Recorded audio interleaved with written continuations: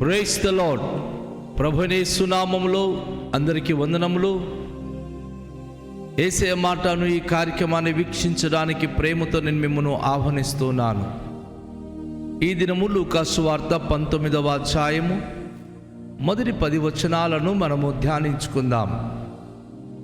ఆయన సంచరించుచు యెరికో పట్టణములో ప్రవేశించెను. దాని గుండా పోవుచుండెను. ఇదిగో సుంకపు గుత్తదారుడును ధనవంతుడునైన జక్కయ్యను పేరుగల ఒకడు యేసు ఎవరు అని చూడగోరెను గాని పొట్టివాడైనందున జనులు గుంపు కూడి ఉండుట వలన చూడలేకపోయాను. అప్పుడు యేసు ఆ త్రోవను రానై ఉండెను గనుక అతడు ముందుగా పరుగెత్తి ఆయనను చూచుటకు ఒక మేడి చెట్టెక్కెను. యేసు ఆ చోటికి వచ్చినప్పుడు కన్నులెత్తి చూచి, జక్కయ్య త్వరగా దిగుము, నేడు నేను నీ ఇంట నుండవలసి ఉన్నదని అతనితో చెప్పగా అతడు త్వరగా దిగి సంతోషముతో ఆయనను చేర్చుకొనెను. అందరూ అది చూచి, ఈయన పాపి అయిన మనుషుని యొద్ద బస చెయ్య వెళ్ళనని చాలా సణుగుకొనిరి. జక్కయ్య నిలువబడి, ఇదిగో ప్రభువా, నా ఆస్తిలో సగము బీదలకిచ్చుచున్నాను. నేను ఎవని యొద్దనైనను అన్యాయముగా దేనినైనను తీసుకుని నడెలా అతనికి 4 వంతులు మరల చెల్లింతునని ప్రభుతో చెప్పెను.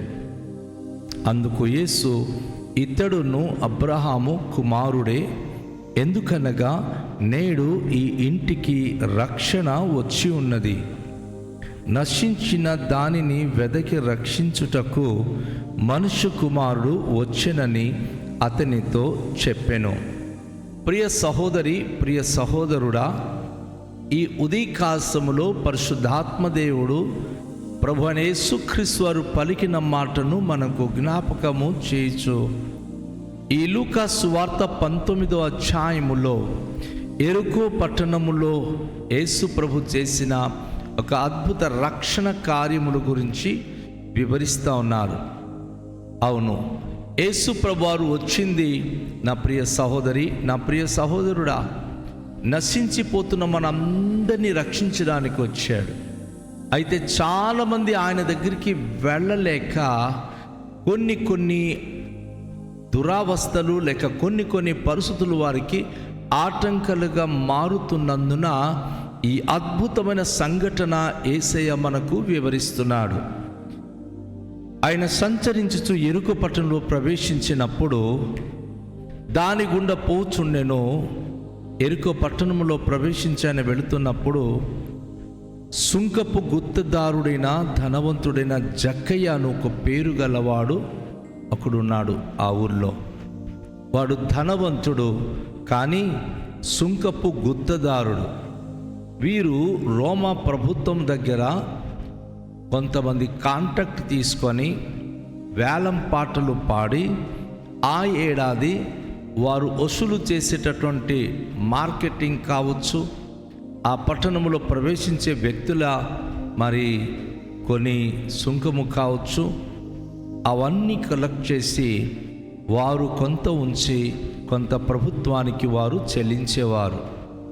కనుక వారు వాస్తవానికి చెప్పాలంటే ఈ యొక్క సుంకము వసూలు చేసేవారు చాలా వరకు ధనవంతులై ఉండడం అనేది విశేషం. ఈ జక్కయ్య కూడాను అట్టివాడే. అయితే తనలో ఒక చిన్న ప్రేరణ కలిగింది.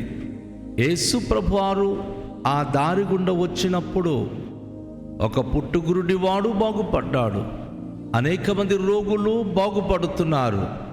తనలో ఒక ప్రేరణ కలిగింది, నేను కూడా వెళ్ళి ఆయనను చూస్తాను, యేసును నేను చూచి రావాలి అని అనుకొని నిర్ణయించి ఆయన ముందుగా యేసు ప్రభువారి ముందర వెళ్ళి చూడాలని ప్రయత్నించాడు.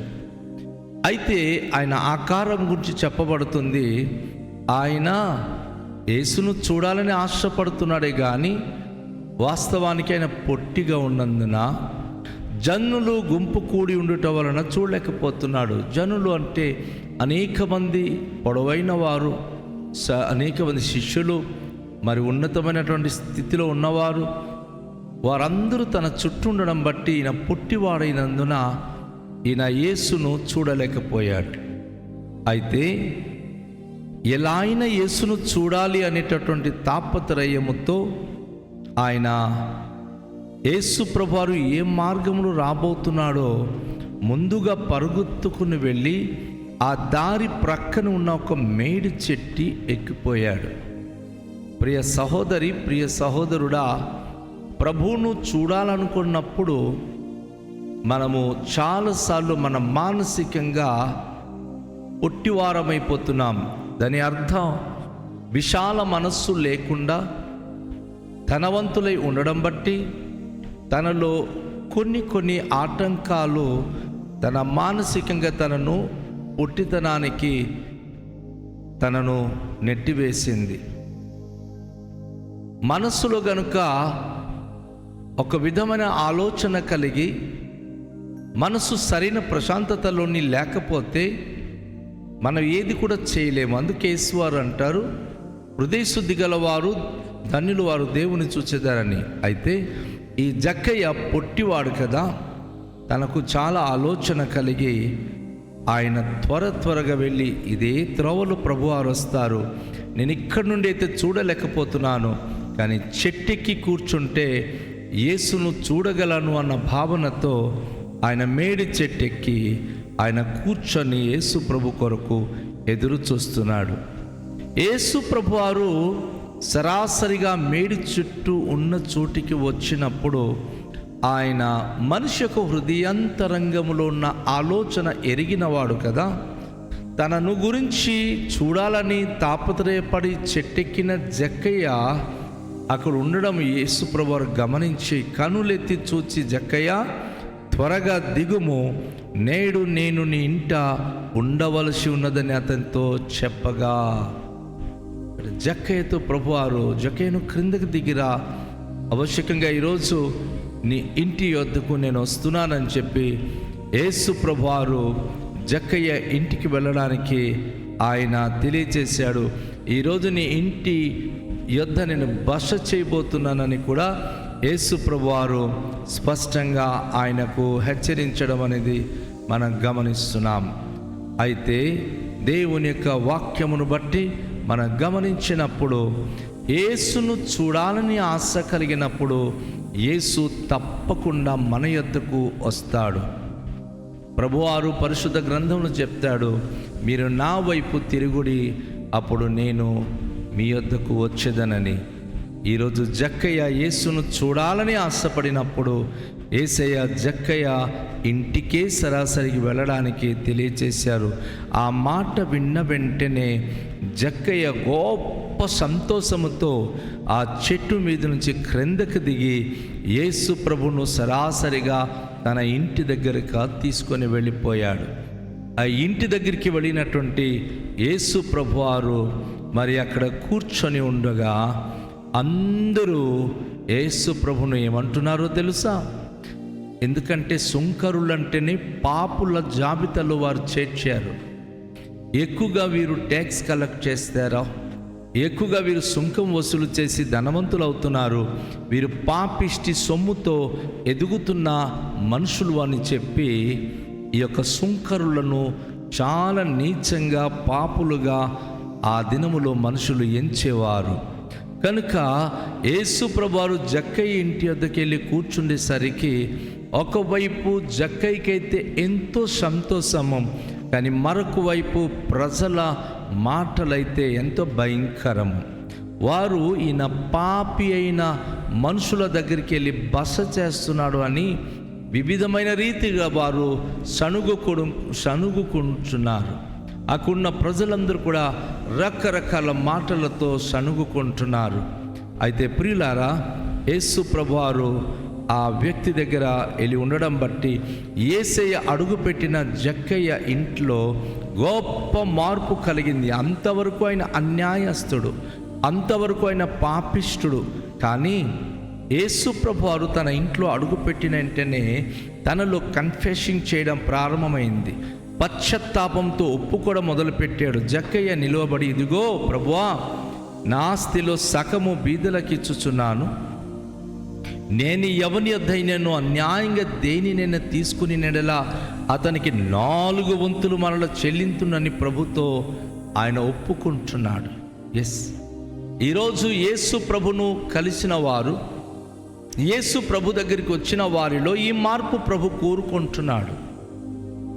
తన ఆస్తిలో తను సంపాదించిన ధనములో సగము బీదలకు ఇవ్వడమే కాకుండా ఎవరి దగ్గర నుంచి అన్యాయంగా గనుక దేనినైనా తీసుకొని ఉంటే 4 వంతులు వారికి చెల్లించేస్తున్నానని ప్రభుతో ఆయన చెప్పడం అనేది విశేషం. అయితే ఇక్కడ ఆ మాట ఆయన చెప్పిన తర్వాత యేసు ప్రభువారు ఎంతగానో ఆనందించి సంతోషించి ఆయన మాటలకు మరి ఎంతో ఆయన హర్షించి యేసు ప్రభువారు అంటున్నారు, ఇతడును అబ్రహాము కుమారుడే, ఎందుకనగా నేడు ఇంటికి రక్షణ వచ్చింది. ఏ ఇంట్లో అయితే కన్ఫెషన్ జరుగుతుందో, ఏ ఇంట్లో అయితే ఒప్పుకోలు జరుగుతుందో, తప్పు ఒప్పుకొని ప్రభు ఎదుట ఎప్పుడైతే ఒక తీర్మానానికి వస్తామో అప్పుడు యేసు ప్రభువారు మనకిచ్చిన రక్షణ స్పష్టంగా లభిస్తుంది.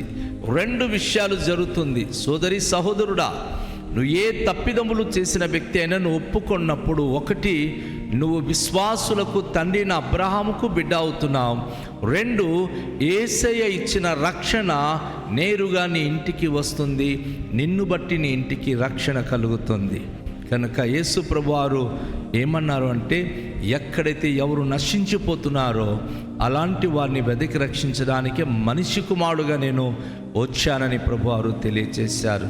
సహోదరి సహోదరుడా, నువ్వు ఎలాంటి స్థితిలో నశించిపోతున్నానని బాధలో ఉన్నా ఈరోజు ప్రభువైన యేసుక్రీస్తును అంగీకరించి చేర్చుకో.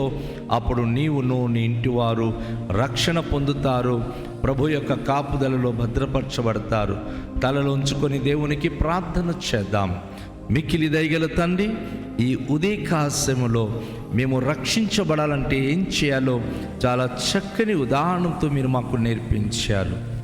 మిమ్మును మేము విశ్వాసముతో చేర్చుకొని ప్రభువా మేము ఒప్పుకుంటే విశ్వాసులు తండ్రిన అబ్రహాముకు మేము బిడలంగాను, మీ రక్షణకు మేము వారసులంగాను జీవించగలమని మీరు మాకిచ్చిన చక్కటి సందేశం కొరకు వందనాలు. ఈరోజు ప్రభువా మీ ఎదుట ఒప్పుకొని ప్రార్థన చేస్తున్న ప్రతి ప్రియ బిడలకు మీ యొక్క ప్రభుని రక్షణ దయచేయండి. విశ్వాసమును బట్టి వారిని స్థిరపరచండి. మీ మహిమ కొరికే ప్రతి బిడలను వాడుకున్నామని కృతజ్ఞత స్తోత్రాలు మీకే చెల్లిస్తూ యేసు నామములో ప్రార్థిస్తున్నాము తండ్రి, ఆమేన్. అందరికీ షాలోం. ప్రభు మనలను దీవించునుగాక.